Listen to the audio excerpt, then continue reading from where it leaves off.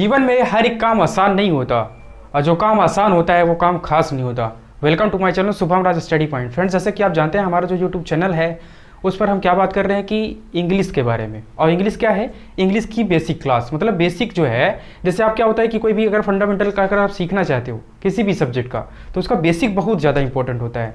तो हमारी basic class तो हो गई है, लेकिन अब फंडामेंटल की क्लास स्टार्ट होने वाली है। ठीक है, फंडामेंटल कहने का मतलब कि जैसे इंग्लिश जो आप पढ़ते हो उसका जो रूल्स एंड रेगुलेशन जो होती है ना वो फंडामेंटल होता है। ठीक है, वो सारी क्लास जो है हमारी अब स्टार्ट होगी।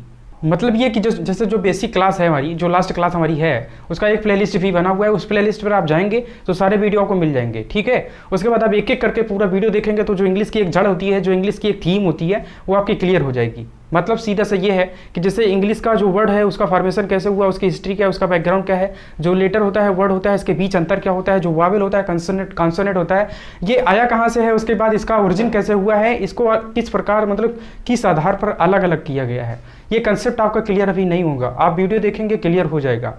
मतलब ये कि मैक्सिमम लोगों को क्लियर नहीं होता है कि वावेल और जो कॉन्सोनेंट होता है उसको किस आधार पर अलग अलग किया गया है। ठीक है, और एकदम छोटी सी बात है, नॉर्मल सी बात है, लेकिन पता नहीं होती है। आप देखेंगे तो प्लेलिस्ट बना हुआ है, क्लियर हो जाएगी ये भी चीज़ें। और वावेल और यहाँ एक बात ये जो लेटर और अल्फ़ाबेट होता है इसमें क्या अंतर होता है, ये कितने होते हैं, मैक्सिमम लोग को आप पूछेगा तो क्लियर नहीं होता है। तो ये वीडियो भी बना हुआ है, ये भी प्लेलिस्ट में आपको मिलेगा, आप एक एक करके देखिएगा, सारी चीज़ें क्लियर हो जाएगी। उसके बाद इस वीडियो में हम बात करेंगे कि इंग्लिश लिटरेचर और इंग्लिश लैंग्वेज, मतलब इंग्लिश का दो पार्ट होता है, आप अच्छे से जानते होंगे। इंग्लिश एक लिटरेचर होता है, दूसरा लैंग्वेज होता है। और जो लैंग्वेज होता है वही ग्रामर होता है, और लिटरेचर जो होता है वो जो हमारी बुक होती है 9th 11th 12th और 10th की जो बुक हमारी होती है, उस बुक में जो लिटरेचर का पार्ट होता है, prose and poetry, supplementary reader वगैरह होता है, वो सारा कुछ लिटरेचर होता है। तो जो लैंग्वेज से लिटरेचर तक का हमारा जो सफ़र है वो कैसा हुआ, मतलब लैंग्वेज से लिटरेचर तक हम कैसे पहुँचे, इसके बारे में बात करेंगे। इस वीडियो को आप बहुत ही सहजता के साथ देखिए और अंत तक देखिए। आपकी जो एक थीम होती है, जो इंग्लिश लैंग्वेज और लिटरेचर का जो एक पार्ट होता है, लैंग्वेज लिटरेचर तक कैसे पहुँचे हैं, ये चीज़ें यहाँ से क्लियर हो जाएगी। तो आप वीडियो लास्ट तक देखिएगा। उसके बाद आपको सही लगेगा, जो भी समझ में आएगा तो आप कमेंट करके मुझे बताइएगा, जो भी डाउट आपको लगेगा। तो हम बात करते हैं। जैसे देखिए होता क्या है कि जो लैंग्वेज है, ये लैंग्वेज कैसे आई है, ऐसे अचानक तो लैंग्वेज आई नहीं। ठीक है, लैंग्वेज जो बनी है ना वो एक्चुअली बनी है साउंड से। मतलब जब प्राचीन काल में बहुत ज़्यादा प्राचीन काल में क्या था कि जो सारी बातें होती, जो सारा कार्य होता था, उसका एक माध्यम था, इशारा के माध्यम से सारी बातें होती थी। फिर उसके बाद जब उसका डेवलपमेंट हुआ तो साउंड आ गया, साउंड मतलब आवाज़ आ गई, साउंड के माध्यम से वर्क होना शुरू हो गया। ठीक है, उसके बाद फिर क्या हुआ, साइन बनना शुरू हो गया। कैसे, अब थोड़ा समझेंगे। जैसे देखिए, मान लीजिए सपोज दैट कि प्राचीन काल में क्या होता था, जब कोई भी वर्क जब होता था वो इशारे के माध्यम से होता था। मतलब कि जैसे मान लीजिए अगर कोई जानवर आ रहा है या फिर आपको कोई चीज़ किसी से मांगना है तो वो इशारे के माध्यम से होती थी। उस समय साउंड उस तरीके से नहीं थी कि आप उसको सही से समझ पाएँ। तो मतलब इंडिकेट करके मतलब हर एक कार्य होता था इंडिकेट से, मतलब इंडिकेशन से। ठीक है, फिर उसके बाद उसका डेवलपमेंट जब हुआ तो साउंड आ गया, मतलब आवाज़ आ गई, साउंड आ गया। तो अलग अलग चीज़ों के लिए अलग अलग प्रकार की साउंड को इस्तेमाल किया जाने लगा। फिर उसका डेवलपमेंट जब हुआ, साउंड का डेवलपमेंट जब हुआ तो साइन बन गई। फिर उसके बाद साइन को भी इस्तेमाल किया जाने लगा किसी भी अलग अलग प्रकार की चीज़ों के लिए। अलग अलग प्रकार की साउंड, अलग अलग प्रकार के साइन बनना शुरू हो गए। ठीक है, ये एक डेवलपमेंट का मतलब पार्ट है। फिर उसके बाद आगे जब डेवलपमेंट हुए ना भाई, तो ये साइन का जो है एक लिटरेचर का रूप मतलब ये लेटर का रूप लेना शुरू हो गया। मतलब ये साइन जब डेवलपमेंट हुआ तो एक लेटर बनना शुरू हो गया। मतलब जैसे हम अगर इंग्लिश का बात करें तो इंग्लिश में A to Z ये कंप्लीट हम पढ़ते हैं। ये जो हमारा अल्फ़ाबेट होता है A to Z, यही पूरा लेटर जो है 26 लेटर अलग अलग कार्य के हिसाब से, अलग अलग साउंड, अलग अलग चीज़ों के हिसाब से 26 लेटर को चुन लिया गया। 26 लेटर हमारे जो कि एक अल्फ़ाबेट होता है, उसी अल्फ़ाबेट से जब हम चीज़ों को निकाल कर अलग अलग करते हैं, A को, B को, C को, D को, इस प्रकार से जब अलग अलग करते हैं तो ये एक लेटर हो जाता है। उसके बाद ये पूरा कंप्लीटली जब पूरे ग्रुप से में बात करते हैं तो ये एक अल्फ़ाबेट हो जाता है। ये दोनों में अंतर है। ठीक है, मतलब जब अलग अलग बात करेंगे तो वो लेटर होगा, पूरा कंप्लीटली पूरा बात करेंगे तो वो अल्फ़ाबेट होगा। ठीक है, ये एक मतलब डेवलपमेंट का पार्ट है। उसके आगे जब बात करते हैं तो वो होता है वर्ड। वर्ड कैसे आया? वर्ड देखिए क्या है कि जैसे ये लेटर 26 लेटर तो हैं। ठीक, ये जो लेटर है इस लेटर को ग्रुप पे अगर जैसे लिख दिया जाए, मान लीजिए लिख दें हम APPLE, ये ग्रुप में तो लिखा गया है, अब जो ग्रुप से में जो लिखा गया है ना, इससे कोई मतलब निकलना चाहिए, इसका कोई मीनिंग निकलना चाहिए, तब इसका मतलब होगा, तब ये एक वर्ड होगा। अदरवाइज जैसे हम लिख दें, मान लीजिए कि OYB, इसका कोई मतलब नहीं है, ये भी ग्रुप में है लेकिन इसका कोई मतलब नहीं है, तो ये कोई वर्ड नहीं होगा। इसी को अगर हम ऐसे कर दें BOY, तो ये एक वर्ड हो जाएगा, इसका कोई मीनिंग निकलेगा, अब एक वर्ड है। ठीक है, तो एक तो सिंपल सी बात है कि जब ग्रुप को शो करेगा कोई भी लेटर का समूह, उससे एक सेंस निकलेगा, तब वो हो जाएगा वर्ड। ओके, ये चीज़ें आप समझ गए होंगे। ठीक है, आगे थोड़ा सा बात करूँ, ये वर्ड के आगे तो फ्रेज आता है। फ्रेज क्या होता है कि जैसे ये भी कुछ वर्डों का समूह ही रहेगा। जैसे मान लीजिए हम लिख दें इन द मॉर्निंग, ठीक है, इन द मॉर्निंग लिख दें, ऑन द टेबल लिख दें। ठीक है, ये भी क्या है, एक वर्ड का समूह तो है, लेकिन इसका यहाँ कोई सेंस अभी नहीं निकल रहा है। ये जब किसी सेंटेंस में जुड़ जाएगा तब इसका कोई मीनिंग निकलना शुरू हो जाएगा, तब इसी को हम क्या बोलते हैं, फ्रेज। मतलब कोई सेपरेट वर्ड 3-4 लिखे रहेंगे, 3-4-5 भी हो सकते हैं, और उसका कोई मीनिंग सेंस नहीं निकलेगा, लेकिन कहीं जुड़ जाएगा तो उसका मीनिंग निकलना शुरू हो जाएगा, इसी को हम फ्रेज बोलते हैं। आगे हम बात करेंगे तो ये होता है क्लास।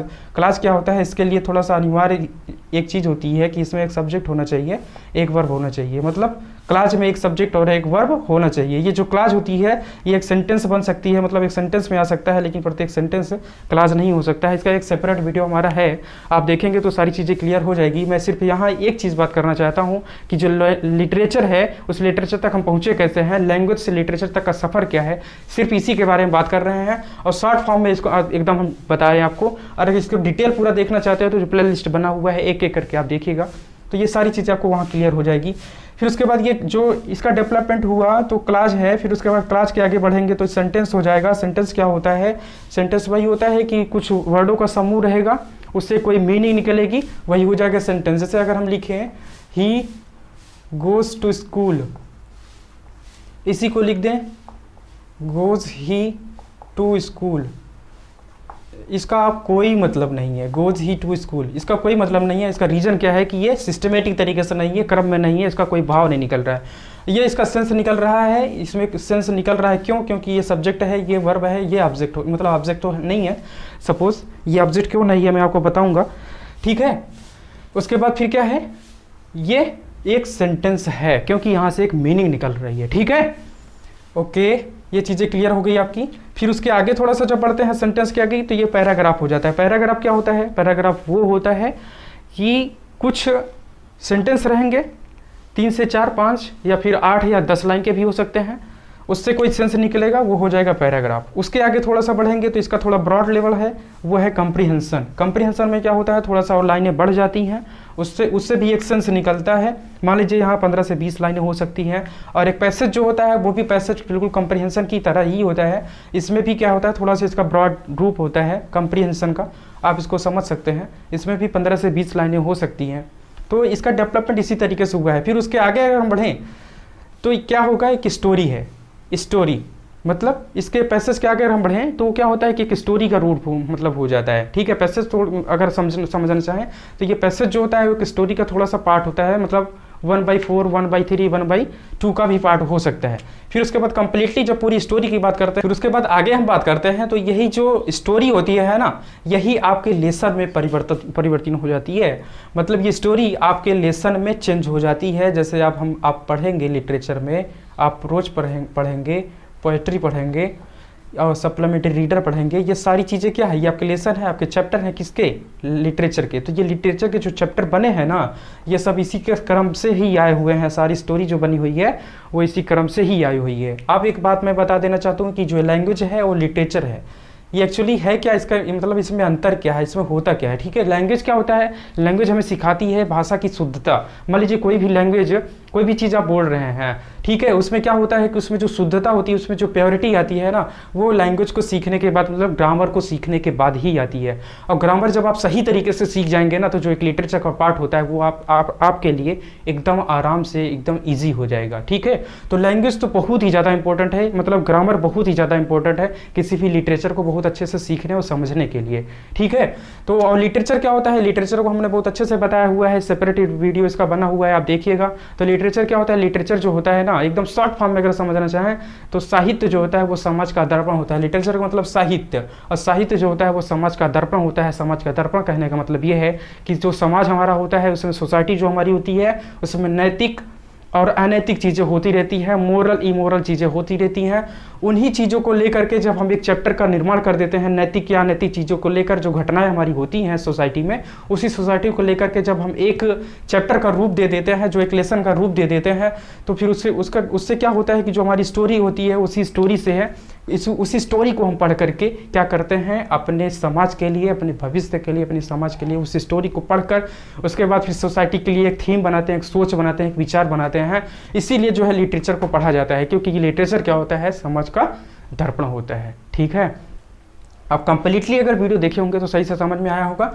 अगर कहीं भी डाउट हो तो आप कमेंट करके मुझे बताइएगा। एक बार मैं फिर से आपको बता रहा हूँ, जैसे देखिए, और एक बात और है कि ये इसमें जो है ना इंग्लिश का जो पूरा फुल कंसेप्ट होता है वो चीज़ें यहाँ से क्लियर हो जाएगी। ठीक है, आप सेपरेट वीडियो को देखने की जरूरत नहीं है, जो फुल कंसेप्ट इंग्लिश का है, एक थीम जो होती है वो यहाँ से क्लियर हो जाएगी। ठीक है, जैसे देखिए, जो एक लैंग्वेज होता है उसका डेवलपमेंट हमने बताया कि साउंड से हुआ है। उसके पहले सारी बातें होती थी, सारा कार्य होता था तो वो इशारे के माध्यम से होता था, और साउंड का जब डेवलपमेंट हुआ तो वो साइन का रूप ले लिया, और साइन का जब डेवलपमेंट हुआ तो एक लिटरेचर मतलब उस लेटर मतलब एक लेटर का रूप ले लिया। उसके बाद लेटर जो है वो सीमित मतलब एक लिमिटेशन उसकी लेटर की जब से बन गई, तो उसके क्यों बनी, कैसे बनी, उसको आप समझिए। जैसे क्या होता है कि जो कोई वर्ड हम जब लिखते हैं, समझते हैं, बोलते हैं, तो वो होता क्या है कि उसमें कई लेटर हम लिखते हैं, और लेटर को मिला करके ही वर्ड बनता है। तो अलग अलग कार्य के हिसाब से अलग अलग वर्डों को इंडिकेट करने के लिए अलग अलग नाम रखा गया है। तो जो नाम रखा गया है वो लेटर से मिलाकर ही बनते हैं। तो ये जो वर्ड है वो लेटर से ही बनते हैं। ठीक है, तो लेटर, हाँ एक मिनट, सॉरी, हाँ इसको समझिए।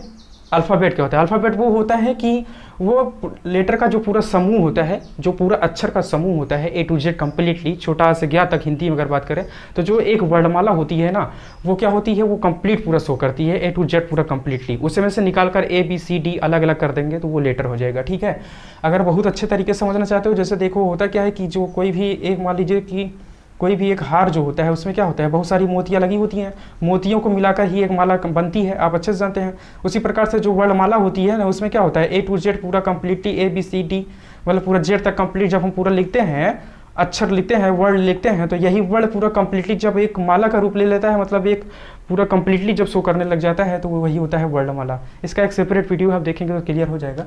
उसके बाद फिर क्या है कि फ्रेज जो होता है, फ्रेज क्या होता है, फ्रेज यही होता है कि कुछ 3-4 वर्डों का समूह होगा, वो अलग से कहीं लिखा होगा तो उसका कोई मतलब नहीं रहेगा, लेकिन अगर सेंटेंस में कहीं लिख दिया जाएगा तो उसका मतलब निकलना शुरू हो जाएगा, वही होता है फ्रेज। और क्लास वो होता है कि एक सब्जेक्ट और एक वर्ब उसमें कंपलसरी है। ठीक है, उसके बाद पैराग्राफ क्या होता है, ये सेंटेंस, हाँ सेंटेंस क्या होता है, सेंटेंस आप अच्छे से जानते हैं कि कुछ वर्डों का समूह होगा, इससे कोई मीनिंग निकलेगी।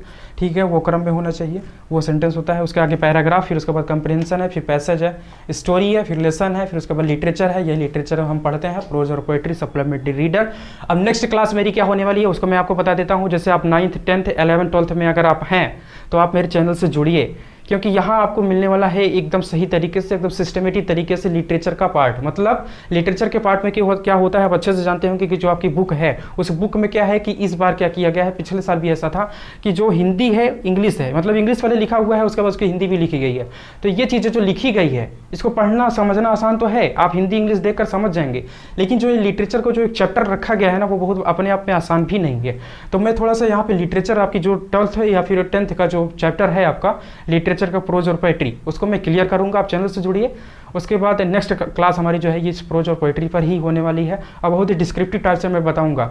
मतलब ऐसा मेरा बताने का तरीका क्या रहेगा, जैसे देखिए चैप्टर का नाम लिखेंगे, उसके बाद पूरी स्टोरी सारांश उसका मैं बता दूंगा अपने हिंदी वर्डों में। ठीक है, और एक बात मैं सबसे बड़ी चीज़ आपको बता देना चाहता हूँ कि अगर आप इंग्लिश सीखना चाहते हैं तो इसके लिए सबसे इंपॉर्टेंट और सबसे बेटर चीज़ यही है कि आप जो चीज़ें सोचते हैं, the things which you think about, you also right that. अगर आप ये चीज़ें लिखते हैं, जो चीज़ें आप सोचते हैं उसको आप राइट डाउन करते हैं, तो हमेशा अगर ये चीज़ आपकी हैबिट में आ गया तो आप समझ लीजिए कि आपकी इंग्लिश बहुत अच्छी होने वाली है। आपकी जो ये बुक है उसका मतलब कुछ नहीं रहेगा। ओके, एकदम सिंपल सी बात है कि the things which you think it's always right you. Okay हमेशा उसको लिखने की कोशिश करिए जो आप सोचते हैं। हमेशा लिखते रहेंगे तो आपका जो एक माइंड पे फोर्स जाता है, माइंड पे फोर्स जाएगा तो आपका माइंड जो है अलग अलग वोकैबुलरी को लिखेगा, सेंटेंस बनाएगा, कन्वर्ट करेगा इंग्लिश में। ये प्रोसेस अगर कंटिन्यू करते चले गए ना तो एक दिन ऐसा होगा कि ये लिटरेचर की जो आपकी बुक है प्रोज पोएट्री आपके लिए एकदम हलवा हो जाएगी। ओके अगर ये वीडियो आपको सही लगा है तो लाइक करिए, शेयर करिए, चैनल को सब्सक्राइब करिए। मिलते हैं नेक्स्ट वीडियो में। धन्यवाद आपका।